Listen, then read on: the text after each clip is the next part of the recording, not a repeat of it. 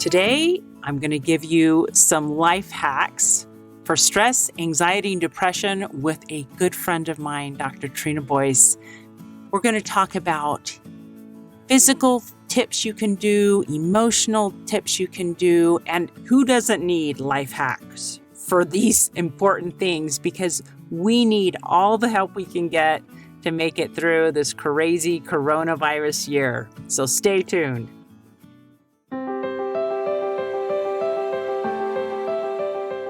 Welcome to Stories of Hope in Hard Times, the show that explores how people endure and even thrive in difficult times, all with God's help.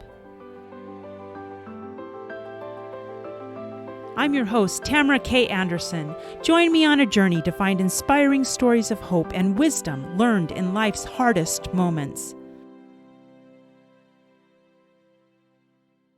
Welcome, my friends. Here we are, beginning of November of 2020, and this has just been a crazy year. I'm constantly amazed by all of the challenges so many people are facing, and some of the challenges due to COVID-19 have been very, very weighty. There's been a lot of people who are struggling because of all the change. There's been an increased amount of stress, anxiety, depression, and even suicide rates. So this is a topic that is a really challenging one to juggle and handle and deal with. But in order to do so, I am so pleased to bring back my guest from last week, Dr. Trina Boice. For those of you who were unable to catch my interview with Trina last week, I'm going to do a brief introduction, and then we're going to talk about this topic that is so important and so needed right now. And Trina does it with such a positive voice, and she even has some free giveaways. So, Dr. Trina Boice is the #1 best-selling author of 31 books, and she was named the California Young Mother of the Year, which really amuses her 4 sons. She teaches online, she creates online courses, and she's got a free offer for you guys later in today's podcast. She's a movie critic on moviereviewmom.com. She has a daily podcast on Alexa called Daily Inspirational Quote with Trina. And last week, we were blessed to have her talking to us about parenting and the miscarriages that she experienced and the lessons she learned from those. So if you didn't catch last week's episode, go back and take a listen to get more of the background on Dr. Trina Boice and her story. So let's transition a little bit into this topic of anxiety and depression and stress, because there's a lot of that in the world today. There's a lot of stress and anxiety and even more depression since COVID-19 hit. This is a topic that I think it's good to learn about and be aware of and be able to learn coping strategies, because we are not immune to it. And we may have situational depression, like when you had your miscarriage for your baby. It was because of hormones and it was just a quick temporary thing. But there are circumstances in life, like if you have a loved one pass away, where it can dramatically change and affect you, and you may be grieving for a while. So what advice or tips would you give to someone who is struggling with a lot of stress, a lot of anxiety, or even depression? You're absolutely right. I think in a normal world, everybody has moments of depression, anxiety, and stress. That's just life. You mentioned I teach online for a university, and I was grading an assignment this morning, in fact, and one of my students asked me a question in his assignment. He said, "What am I supposed to do? Because I think everything is going my way, and then it doesn't anymore." Mm.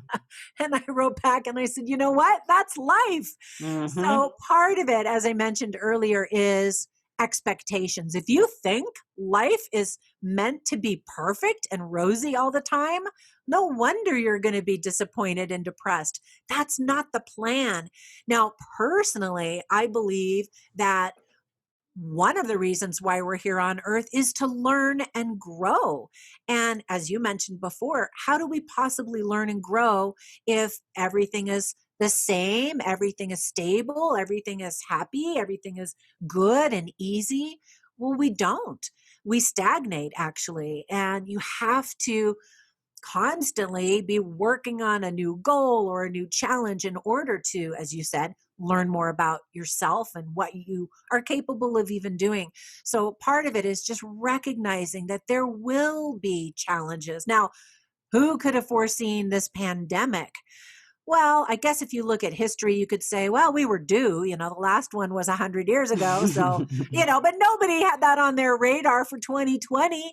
We all started the year, this is going to be the best year ever. We all had our goals. I went out and bought this awesome planner, which has turned out to not be very helpful this year as I cross out all of the things that I had planned on doing this year.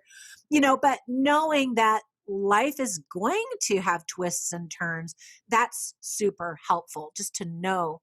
And then I mentioned to you earlier before we started recording that I grew up with a dad who was very staunch and very capable, emotionally, physically, top of his game, and of course demanded and expected that of all of his kids. And so, of course, we've been a huge disappointment to him. I'm only partially kidding. But, I grew up with the attitude of what's wrong with these people if they have to go to a shrink? My dad would say, well, you don't have to go to a shrink. You just suck it up. He was definitely the mentality of get some grit, get some resilience, just suck it up. And so I was like, yeah, okay. Yeah. What's wrong with all these people that can't handle X, Y, or Z?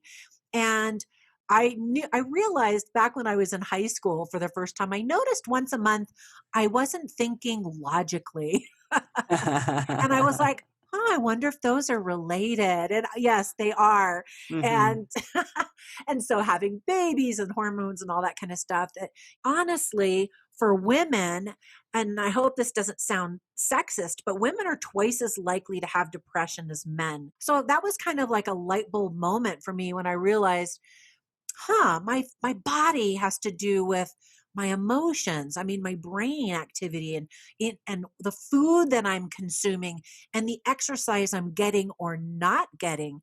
And in fact, I've talked with a lot of therapists, and they say the very first thing that they do before they sit down and listen to their clients' stories is to ask them to get a physical exam. Let's make sure your body is working correctly. Let's address the immediate needs of your body. Are you eating good, healthy food? Because that will help you to feel more clear-minded. When I eat junk food and garbage and I have a sweet tooth, I start to have cloudy thoughts, and I'm not working at my most alert ability. And I recognize that. So getting enough sleep, I recognize that when I don't get enough sleep, I'm cranky and irritable and don't think straight. So first you need to address those physical conditions of your own body, and then look at the physical conditions of where you are. If you don't have windows open and you're not getting that vitamin D from the sunshine, that could be affecting your mood. If you're in a dirty house, that can affect it. My husband and I are exactly the same. Whenever there's junk everywhere, we both kind of get cranky with each other. And then it's happened enough that we're like, okay, clearly we need to straighten up this house, because it really affects our mood and our attitude. So look at your physical environment of your body, then look out at your outside environment. And having a candle or aromatherapy going, smells can really change your mood as well. I believe in the power of essential oils. And so that can affect your environment as well. And then, of course, it's extending further your social environment. The people that you surround your life with, are they uplifting and inspiring? Or when you get together, do you just both go down this complaining spiral and leave each other feeling like, well, I got that off my chest, but you don't feel any better, you know? Mm-hmm. So surround yourself with people that pull you up. I have a girlfriend who is always trying new things and involved in this and that and the other and exposing me to new things that I didn't even know were out there. And I love her for that. And, we have different relationships with different friends. I have other friends where I absolutely can, I call it vomit all over them emotionally. And, this is what's happening, and Mm-hmm. they are the type of friend where they know how to handle that. And we do end up, or I end up feeling revived or rejuvenated because of what they're able to do. But I try intentionally not to just like bleh, all over Yeah. everybody. No, these are great tips because we do need to first take care of our physical needs. I'd never thought about looking at the environment around you, but you're right. If you clean even something up, it gives you a sense of accomplishment and it almost pulls you forward. It's like starting a ball rolling. Absolutely. Um, Yeah. it makes such a huge difference. And I love what you say about surrounding yourself with people that can be a positive influence in your life, and that different people fill different roles, because there are times Yeah. we're going to need somebody to just listen to our sob story, and there's times we're going to need some cheering up. And so um, it's good to have a variety of friends who you can turn to when you're struggling. Yeah, and there are things that you can do that will literally change your energetic vibration. Now, this might sound hippy dippy woo woo, but thoughts and energy absolutely work together. And in fact, it was the same girlfriend who's always introducing me to new ideas and fun activities and things. She had me read this book, and it was really eye opening to me. It introduced to me the idea of energy and how, it's not like I couldn't have figured this out by myself, but I had never really thought about it in these terms.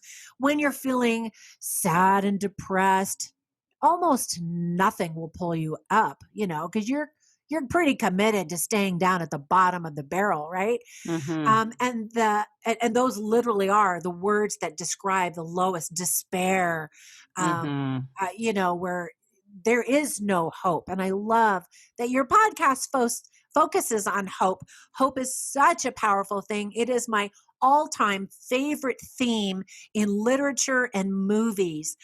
But anyway, hope is a really powerful thing. I do want to share with your audience some coping techniques. And in fact, I have a free gift for your audience. Ooh, So I'm we going to love free rattle. gifts. Oh, good. I'm going to rattle off some various coping techniques that are helpful. And you won't remember them all, even if you try to write them all down. And so you can just go to this website, findingjoytoday.net, and you just click on the box, give me your email address, and I will shoot that to you in an email. And you'll have the whole document of all of these coping techniques.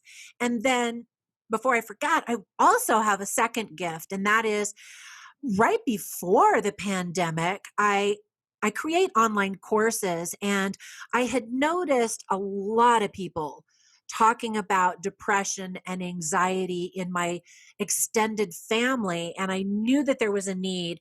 So I created this course, and so it's an online course offered at lifelonglearningeducation.com. But as soon as the coronavirus hit, and I saw depression and anxiety levels skyrocket, I Mm-hmm. knocked the price of this course down so you can save 90% off of that Wow. course, and you use the code Corona 2020. And I think I calculated, I think basically with the discount, it's like $10 for that whole course. But Wow. that also will give you tons of coping techniques and ideas. And not all of them will work, but some of them will. And Mm-hmm. that's all it takes, is to just get a few that work. And so as I was talking earlier about this vibration, the lowest levels are despair and anxiety and stress and, hopelessness.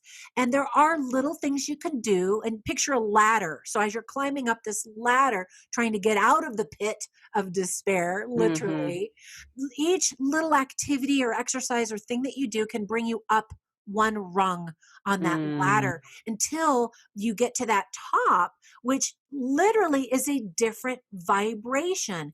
The energy is actually different. It vibrates much higher. And the highest level on that rung is gratitude. And that's a mm, simple exercise, is to keep a gratitude journal or to focus on the good things that exist in your life. But so some of the little things that I'm going to tell you here in just a second will give you some ideas of those things that you could do.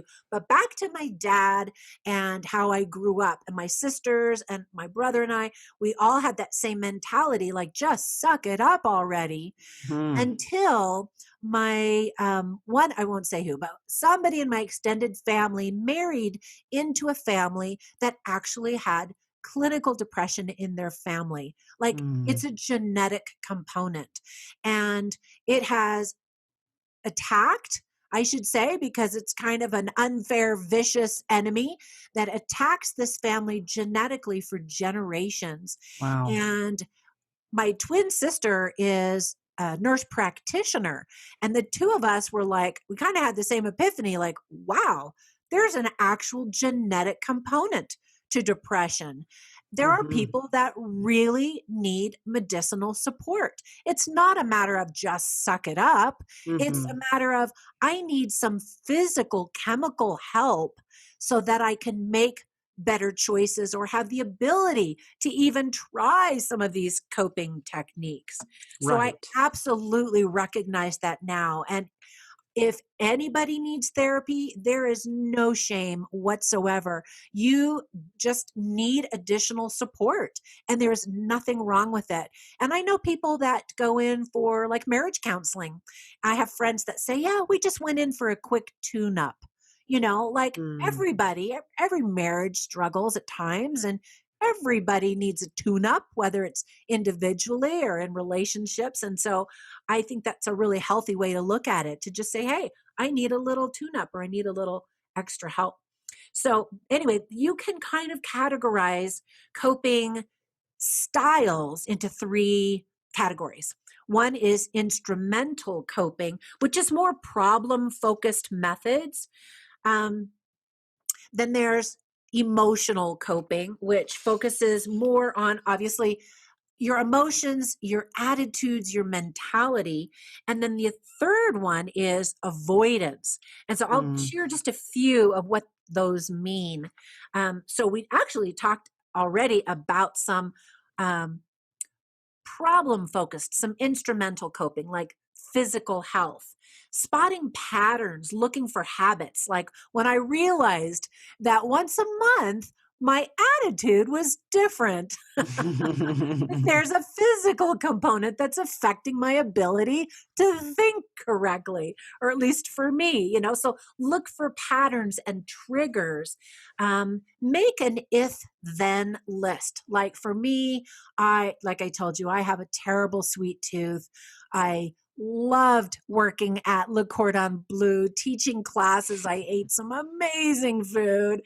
And so I had to write a little if then list. If I am feeling snackish and I want sugar, then I will, you know, drink herbal tea instead, or, try to come up with mm-hmm. reasonable alternatives. And sometimes they work and sometimes they don't. There are times where I just have to have that cheeseburger or bacon or, whatever. And that is okay. We're humans. Mm-hmm. Um, and then we talked obviously a little bit about faith, and how another instrumental coping technique is to apply your values.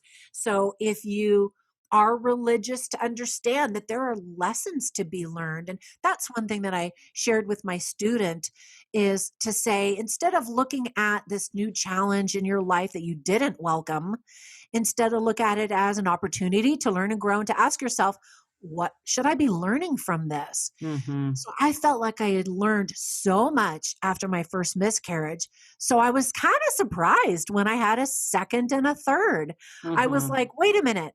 I thought I learned all the important stuff. Why am I doing this again?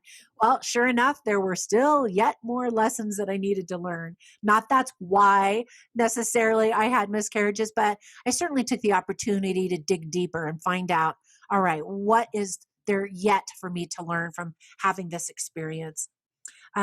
We obviously we talked about physical things, exercise, nutrition, hydrating. Just simply Ooh. being dehydrated, you can get a headache and be cranky and not think straight and react in a way that you wouldn't normally if you were, drinking good clean water. Um, be really clear about what you want. And that has to do with standing up for yourself by explaining your expectations and even your boundaries. So, for example, whenever my husband and I travel, and we love to travel. So, this whole pandemic has really frustrated us because we had all these fun trips planned and we've had to cancel them all, but whatever. Um, so whenever we do leave on a trip, usually when we're in the car, either headed out or in the car headed to the airport, depending on how far we're traveling, we'll say to each other, okay, what are your expectations for this trip? What would you like to have happen on this trip? So for example, if I'm like, well, I got to see every touristy attraction that I possibly can in this city, and my husband's like, well, I just wanted to take a nap and read a book. Then we were like, okay, well, now we know, we need a compromise. Yeah. So it's really helpful to actually verbalize that because sometimes we don't know. Like I'll be really upset, and I'll think, why am I so upset? And then I realize, oh, it's because I didn't get what I wanted. I'm throwing a tantrum. Well, I didn't Mm-hmm. even know I wanted that thing until I didn't get it. You know what I mean? No, and that's true. And that's where I remember attending a class a number of years ago. It was when I was newly married. And the lady giving the class gave it all on expectations. And she said, often when we're upset, it's because we didn't get what we expected. That picture in our head of how we Mhm. thought things would play out didn't happen. And so we're Right. like, oh, dang it. But she said, often we forget to verbalize that. We forget Huh. to tell people, this is what I'd like to see happen. And so I know that's something that I've had to learn to, like, especially on if we have a Saturday, I always start the day off asking my husband, what are your expectations for today? What do you see happening for today? Because often he's got a list in his brain. And I'm like, okay, those are your expectations. Here's what I need to get done too. So just as we balance that out and add to the mix all the needs of the children that day, sometimes we're like, okay, obviously we're not going to get everything done today, but what can we do? So it's a balance. And that's life, right? Yeah. Yeah, absolutely. And to plan ahead and visualize any potential obstacles like, okay, I'm going to go to this party. There are going to be delicious, fattening foods. How am I going to handle that? Or I know so and so is going to be at that party and I can't stand listening to that person drone on and on and on. How am I going to politely excuse myself from having a conversation? Yeah, I mean, that was a terrible example, but to actually anticipate possible roadblocks along your journey. So I you can love have that. a plan ahead of time and maybe even role play. Yeah, and then another thing is to identify your power hours. In other words, what are the hours of the day where you really are the most effective? Well, that's when you get your tough stuff done, whether it's working or having a challenging conversation with somebody or whatever, schedule meetings during those power hours. And I love that in our culture today, people are using the word intentional. That never really was in Mm, the typical American vocabulary. Now you hear people saying, I'm doing this with intention, or I'm going to wake up and with intention create my day. And I love that people are more aware of the power that they have to create the day that they want. Here's a silly story. I was in Costco when this is many years ago, but I was in Costco and I was in a hurry and I had to get some whatever I had to get. And so I had my little cart and I'm racing through the aisles and I noticed everybody was like really cranky. Everybody would look at me and grimace or growl. And I was like, what is up with everybody? Wow. And so I'm racing through the store, getting all this stuff done, finally get in my car, start to back out. And I look in my rear view mirror and I realized all those people were reacting to me. I was the one that was cranky and frustrated and angry and had that on my face. I mean, I literally saw that on my face when I got in the mirror and I was like, oh, Wow. oops. And so we can create to some extent what we experience in the world by simply creating a positive, happy environment. And so I created, you mentioned a podcast that I have. I was invited to create this podcast called Daily Inspirational Quotes. And I was thrilled to, first of all, be extended that invitation from this company. And every day I get to share these inspiring thoughts. And I have a little Facebook group called the same thing. And people will say, oh, you just made my day. And that little Facebook group is filled with people who are in such happy, good moods because they're there with the intention of inspiring each other. And I love that. Anyway, so, another thing here, we're still on that very first strategy, and I know we're running out of time, but another tip is to simply do one thing at a time. I'm all about multitasking and I feel like I'm getting all this stuff done. But honestly, they have studied brain waves and they can scientifically now prove that a human being can really only focus on one thing for 90 seconds. And Wow. then you could take, 5-second break and then do something else. But as I feel like I'm doing all this stuff at the same time, I realize I'm not giving any one of those things 100% of my effort. Right. And we get depressed when we expect too much of ourselves. Well, why can't I do 50 things at the same time? Well, because you can't. So stop trying, Don't expect to do so many things. And my husband and I laugh and just say, once we started having kids, we really had to lower our standards and our expectations because everything takes way longer than you ever think it would. Oh, Right? yeah.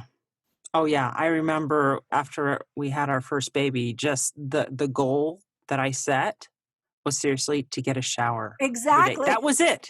I know. That was it. Besides I taking care know. of the baby, I just wanted a shower. That was seriously my first goal. And I thought, oh my gosh, I used to get all this done and I was working and now I can barely get a shower, So Yeah. sometimes Yeah. life throws you curveballs or life circumstances change and you have to learn to pivot and say, oh, like you say, whatever. Okay, this is how it is now. Right. And there have been many times in my life, and I don't ever want to trivialize any challenge that anybody's going through, because there have been many times in my life where my living circumstances, my life is nowhere near where I thought it was going to be because of these things that were outside forces affecting the quality of my life, or what, without getting all into all my details. You know what I mean? Yeah. And there are, when those occasions happen, that's when you have to kind of embrace that whatever and know it's not permanent. Eventually it will pass through. And I'm being super vague because, you could probably think of a million circumstances that would be permanent, like, being permanently paralyzed. Well, okay, maybe that one is permanent, but you never know. I mean, there's still always hope. I don't know. I guess I'm always thinking of hope. But let's talk about, do we have time to talk about some emotional strategies? Yeah. So let's take a quick break. But when we get back, let's build on what you've already taught us about some coping strategies for physical and talk about some of these emotional strategies that we can add to our resources that we can draw from when we are struggling and need help. How many of you out there feel like your life is chaotic, crazy, and completely awful compared to the norm? What if I were to tell you that you are normal for you? I am so excited to announce that my book, Normal for Me by Tamara K. Anderson, is now available for purchase on Amazon. This book took me 10 years to write, and I share 20 years worth of lessons learned in my life detours, including being in a car accident and having 2 of my children diagnosed on the autism spectrum. In this book, I share the secrets of how I made it from despair to peace with God's help. I also include a bonus diagnosis survival guide at the very end of my Normal for Me book. The Diagnosis Survival Guide includes 12 tips to survive and thrive in tough times. Wouldn't you like to know what those are? So what are you waiting for? Grab your copy of Normal for Me today on Amazon. And we're back. I've been talking with Dr. Trina Boice about techniques that we can use when we are struggling with stress, anxiety, or depression. And we've kind of talked about physical ideas that we can use. And now we're transitioning into emotional tips and strategies. So, another thing that I really like that's happening in our culture is that everybody is now considering meditation a viable technique. Like it used to just be for hippies and people that were kind of weird. But now everybody realizes there is some great good that can be had by meditation. And of course, prayer is a form of meditation. Um, Thinking about mindfulness is now another part of our common vernacular. People are more Yes. mindful, and I love that. Breathing and doing breathing exercises is also something that like the average person knows how to do, and that literally lowers your heart rate. That's super effective. Um, it's something as simple as taking 5 minutes during a stressful moment or a time of the day where you're normally stressed out or don't have energy or whatever, or somebody's going to come home and they're going to bring bad voodoo energy into the house. Watch some YouTube videos, get some laughter going. Listen to podcasts like yours, or my little inspirational podcast is so short. You can bang that out in 3 minutes or less. Literally, that's all it is 3 minutes every day. And then if you have an Echo device, I mentioned I love these voice assistants. Now, if I say her name, she's probably going to start talking because she's sitting right next to me. But if I say, here, we'll do this experiment, and then I'll have to tell her to stop. If I say, Alexa, motivate me. A journey of 1,000 miles begins with a single. And then she starts sharing. Oh, that's cool. Thanks, Alexa. Yeah, she'll tell you thoughts or quotes or a whole story or whatever. So again, surround yourself with things that provide moments of joy or laughter. And then, okay, so that's kind of emotional stuff because we had talked a lot about emotion stuff earlier. And then this last category is avoidance coping. So one technique is to challenge your assumptions. That means try to reframe the way that you see daily events so that you'll feel more hopeful about them. Like, again, my student, why do these things happen? Well, Right. what is it you can learn from them? Reframe that. Seek healthy alternatives. Keep practicing these these various techniques. Consider counseling or medication if you need additional support. Limit your screen time is huge, right? Yes. So in fact, I just started watching this show on Netflix. Everybody's kind of talking about it right now. What's it called? The Social Dilemma. Have you seen that? I have not. I only got about 20 minutes into it and moved on to some other stuff. But it's bringing out the scientific information that we already knew, that when we spend any amount of time on social media, we will be comparing ourselves in a hot minute to how we are inferior, how our lives are less than everybody else's. And that makes you depressed and discouraged. And the reality is everybody is doing their hair and makeup, and they're only showing you shining the spotlight on the happy, good, positive things in their life. They're not shining the spotlight when they're curled into a fetal position on their bed eating potato chips, right? So you have to remember, reframe what you're seeing as, hooray, we're happy for you. It's not the full story. Another technique is to stop catastrophizing. That means thinking of worst case scenarios. I grew up with a mother who was a worrier. And I remember even as a young girl thinking, that worrying isn't really solving the problem. It's not preventing the problem. And in fact, there might not even be a problem. My mother would worry about all these worst case scenarios that never happened. And I realized they were just simply stealing moments of joy away from her in her day to day life. And so I always felt like, you know what? If it happens, we're going to deal with it. And if it doesn't happen, great, or vice versa. If you want it to happen, just whatever happens, whatever, we'll deal with it. Now, I'm not to say don't be prepared, and that kind of thing, but don't spend all your time stealing your joy by focusing on all the horrible things that could happen.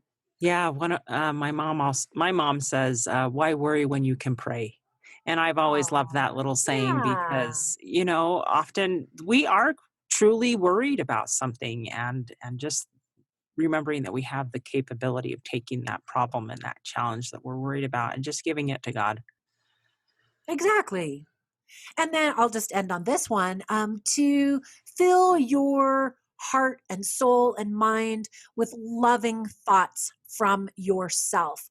We are Mm, our worst enemy. We do something maybe silly or dumb or even make a mistake and just, if anybody's like me listening out there, I'm the worst person in the world. I'm the ugliest person. I can't do anything right. Right. I yeah. totally go into a pity party and I say horrible things to myself that I would never say to any other human being. So why would I say that to myself? And Mhm. words have power.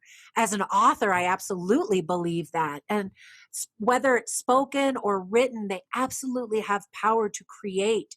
So, sometimes people make fun of people that repeat these positive affirmations. I'm Mhm. beautiful. You look in the mirror, I'm amazing, and yet you don't believe it because you think you're not pretty or amazing. Mhm. But if you do something dumb, then just say, you know what? That was totally stupid. It's a good thing I'm not a stupid person. I'm going to learn from Mm. that and never do it again. Moving on, Mhm. right? Mhm. Instead of going into a big pity party. And then for what it's worth, there are moments when we're just going to have a pity party, and that's Yep. okay too. You can have a party, but it can only last for 30 minutes. Set your timer and then move on, right? Yeah, I love that. That's so fun. Oh my goodness. These tips are so incredibly helpful, and I know that maybe you listeners are listening to these and you're going, "Oh my gosh, I can't do all of them." And I think the point that Trina and I would love you to understand is pick one. Pick one. Maybe you're going to focus first on just thinking positive thoughts about yourself and not saying anything to yourself that you would never say to anybody else. Think, I am capable. I can do this one little thing today. And maybe just start the ball rolling there and tell yourself that you're going to say positive things to yourself today and start with that. So you don't have to start and do 20 things all at once. The beauty of changing life is it's change starts with a single step. And so if you're feeling discouraged and don't know what to do and don't know where to turn, and there's one of these things that you feel like, oh, I should try that, try it. And don't feel like you're all alone. There are others out there to help you with this. And if you are feeling suicidal and need to talk to somebody today, right away, you can call 1 800 273 8255. That's 1 800 273 8255. And they can help you, they can talk you through that because I promise you, whatever you're facing, you can get help. You don't have to go through it alone. There are people out there that are so happy and willing to help you and make sure that tomorrow and the next day and the next day and maybe next month are better than what you're dealing with right now. Before we close, I wanted to share a powerful verse of scripture that I've been thinking about today. and it is found in Romans chapter 8. So when you're feeling discouraged, this is a powerful chapter in the Bible to turn to. And if you want to turn to verse 26, it says, "Likewise, the Spirit also helpeth our infirmities." So when we are feeling overwhelmed, discouraged, downtrodden, or someone that we love is, read this verse. "Likewise, the Spirit also helpeth our infirmities, for we know not what we should pray for as we ought." So sometimes we don't even know what to pray for. But here's the latter part of the verse. "But the Spirit itself maketh intercession for us with groanings which cannot be uttered." Isn't that beautiful that the Spirit, that our feelings and how we're feeling inside, that God knows those and He is making intercession for us. He is pleading, Jesus Christ is pleading before the Father for our case. Bless Tamara. She's really struggling today. And that just brings me such hope that God is there and He's pleading for me today. And then if you'll go down just a little bit farther in the chapter to verse 35, it says, "Who shall separate us from the love of Christ? Shall tribulation or distress or persecution or famine or nakedness or peril or sword?" So we can add stress and depression and anxiety. We can add all those to that list. And then down to verse 38, "For I am persuaded that neither death, nor life, nor angels, nor principalities, nor powers, nor things present, nor things to come, nor height, nor depth, nor any other creature shall be able to separate us from the love of God, which is in Christ Jesus our Lord." So no matter where you are in life, no matter what you've done, no matter how in the depths of despair you're feeling right now, Jesus Christ loves you, and nothing you do or think or say will ever change that. So you can rely on that. That is a sure anchor, and I hope that brings you hope. Oh my goodness, Trina. Well, we have had quite the conversation today, and I'm just so thankful that you've been willing to share these amazing tips with my listeners today. Now, Trina, there's going to be people who want to connect with you after listening to all your amazing stories and experiences. Where is the best way that they can find you? I'm kind of all over. If you just Google my name, you'll find me, Trina Boice. On social media, I'm Trina Boice. But if you want this little free gift, go to findingjoytoday.net, and it'll talk a little bit about that online course and send you or give you a link that you can also click on that takes you to that online course if you'd like to check that out. And then it also will give you a link to take you off in the other direction to find my podcast. I'm on YouTube. I've got 4 different channels, and those do have different names. One of them is my name. One is Movie Review Mom. Another one is called Empty Nest Travel Hacker. And I started that one when my husband and I thought we were empty nesters there for a quick minute. And so I haven't had time to post a whole lot of content on there. And then I have another one that supports all of my online courses called Lifelong Learning Education. Love it. So, yeah. Well, thank you for sharing your lifelong education, or just a smidge of it, with us today, and talking everything about anxiety, coping skills for anxiety, stress, and depression. So this has just been phenomenal. Trina, thank you so much for sharing your stories of hope and helping us realize that we can cope with hope as well. Thank you so much, Tamara. You are awesome. And I love all the good that you're pouring into the world with your podcast. Thank you. Hey, thanks so much for listening to today's show. I know that there are many of you out there that are going through a hard time, and I hope you found things that have been useful today as you listen to the podcast.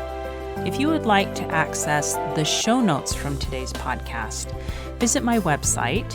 It is storiesofhopepodcast.com. That is where you'll find favorite quotes from today's episode and shareable memes. And those are fun because you can share them with your friends on social media.